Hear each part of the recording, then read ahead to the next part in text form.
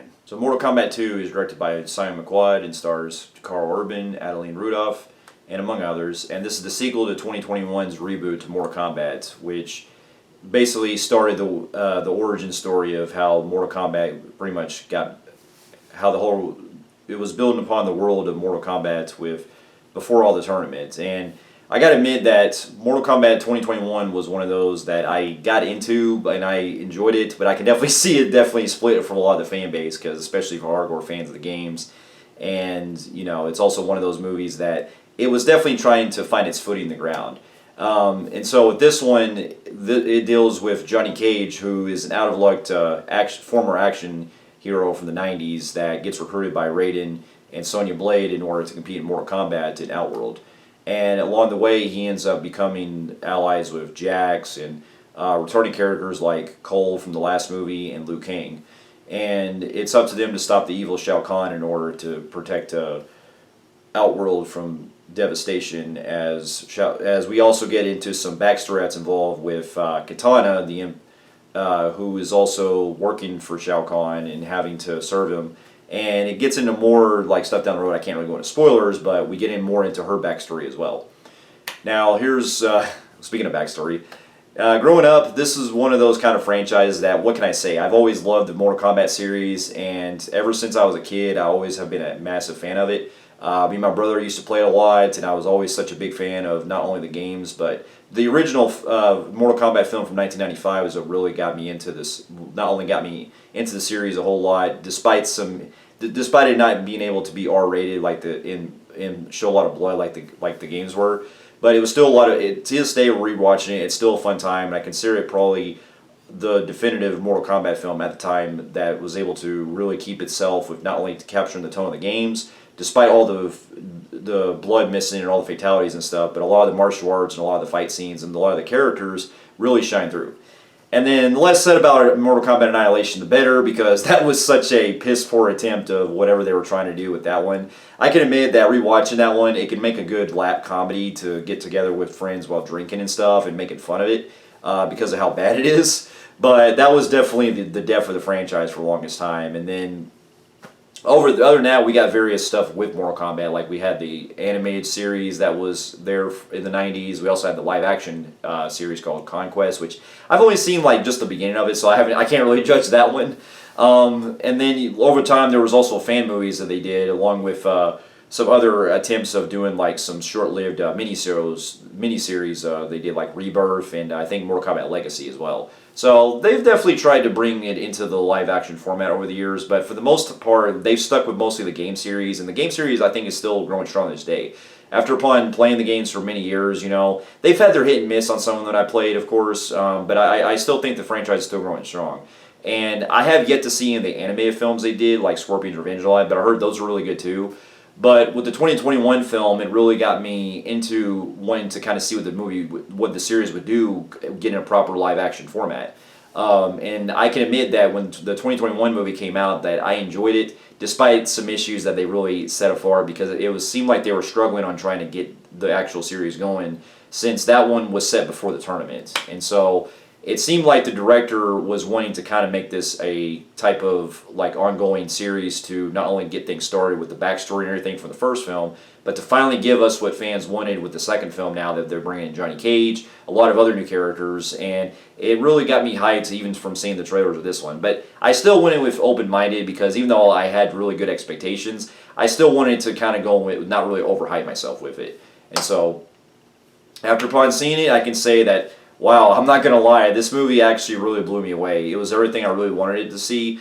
And I think probably, and I'm kind of aware of this, I think this is so far probably the definitive Mortal Kombat film, at least as far as the closest we'll probably get to the games with all that going for it. And don't get me wrong, I love the original 1995 film, and I always have it dear in my heart, even though it's cheesy and it has some issues to strain from the games.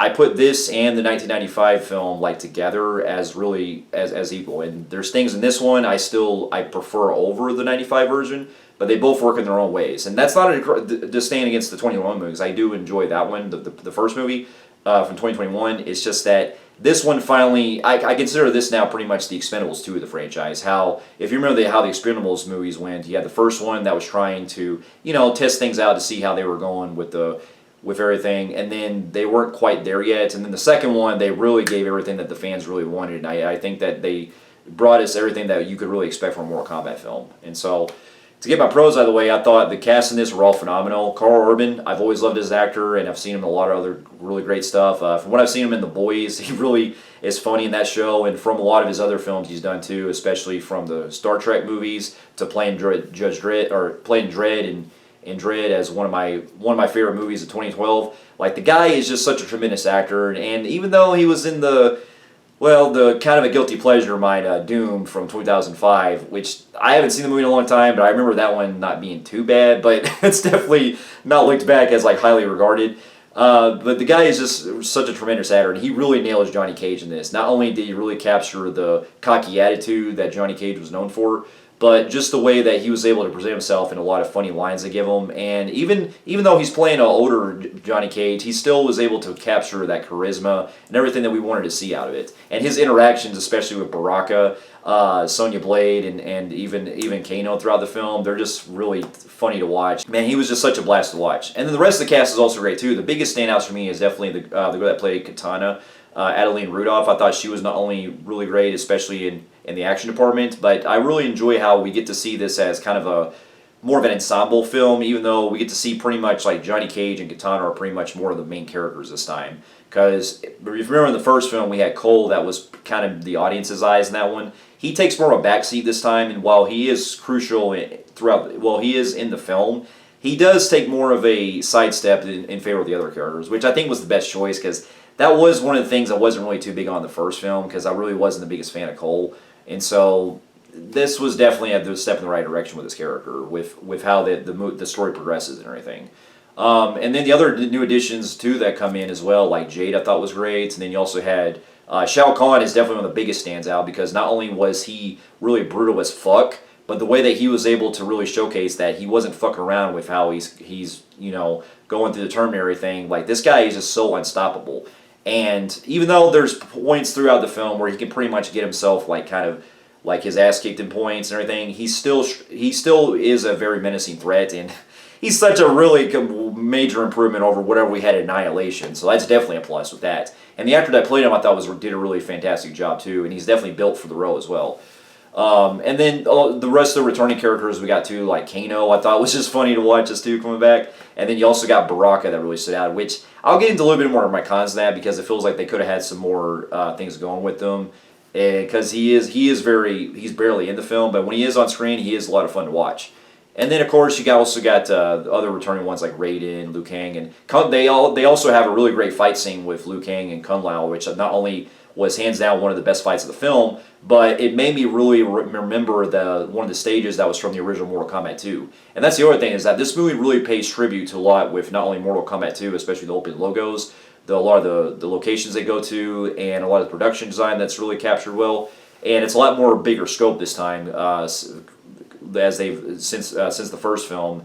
And you can really see the scope of it in IMAX, because seeing this on a big screen, it really showcases a lot more of the bigger budget they had for this time to go around.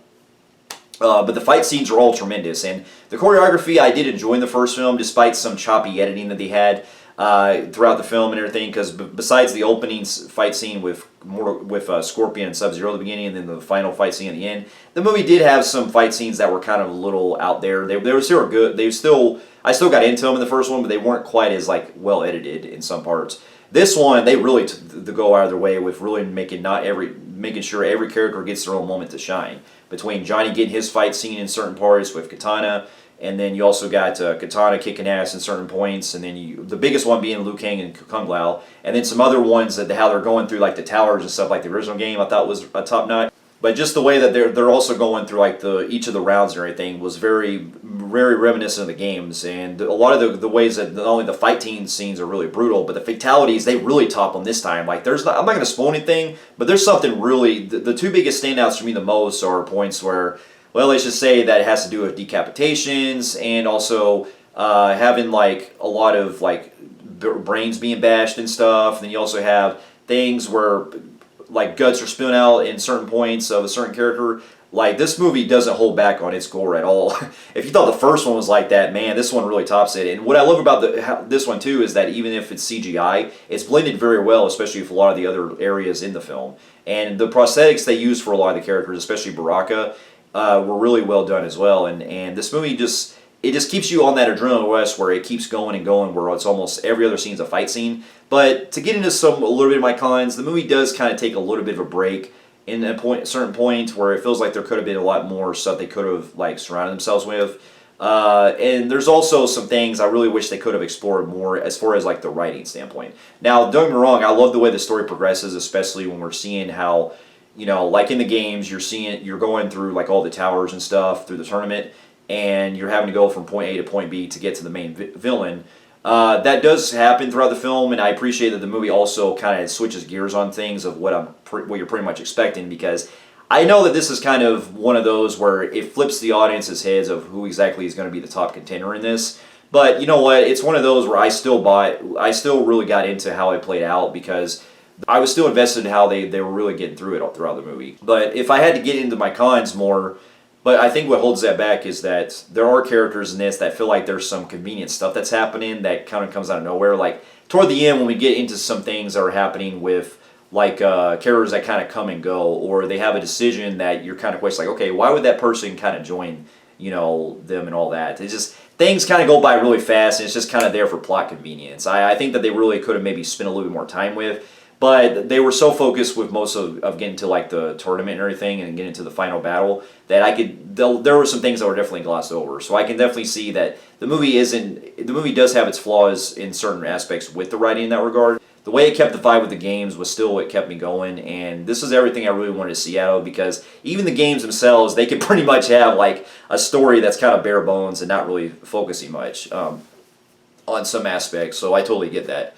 But that is to be said, though, if you're looking on a story standpoint, it does leave some things to be desired, and I can definitely see that. But overall, though, this is certainly going to go down as probably one of my favorites of the year. I don't know if it'll be it might probably at least be in my honorable mention, as far as like, because despite some issues I have with the movie, it was still such a blast. And so with that, I'm going to give it a low phenomenal grade on the Film Freaks meter. So for those of you who have also seen Mortal Kombat 2 and also the other films and also played the games, let me know in the comments what you thought about it. And thank you so much for watching, and I'll see you in my next review. I'll see you later.